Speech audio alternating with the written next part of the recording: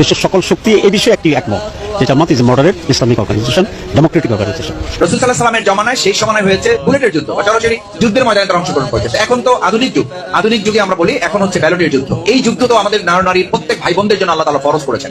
আইন প্রণয়ন করার ক্ষেত্রে মানুষের অধিকারকে লক্ষ্য রেখে আইনটা প্রণয়ন করা হবে, এটা হলো জামাতের বক্তব্য। সুতরাং এটা একটা ভীতিকর পরিবেশ তৈরি হয়ে যায় যেখানে খেলাফত কায়েম হবে।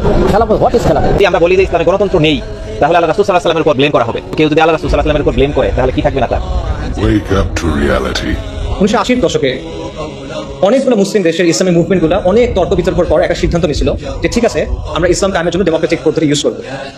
এটার উদ্দেশ্য কি? আমরা ক্ষমতায় যাব, তারপর আমরা ধীরে ধীরে ইসলাম কায়েম করার চেষ্টা করবো। ভালো উদ্দেশ্য। 40 বছর পর হয়েছে যে আমরা দেখতেছি যে তারা নিজেরা এখন ইসলামী রাষ্ট্রের কথা বলে। এদের অনেকেই, সবাই না, অনেকেই। এরা এখন কি বলে? এখন তারা বলে কল্যাণ রাষ্ট্রের কথা, ওয়েলফেয়ার স্টেট, প্লুরালিজমের কথা। এরা এখন বলে লিবারেল ডেমোক্রেসির কথা। অর্থাৎ তারা সিস্টেমে ঢুকছিল সিস্টেমটা চেঞ্জ করার জন্য।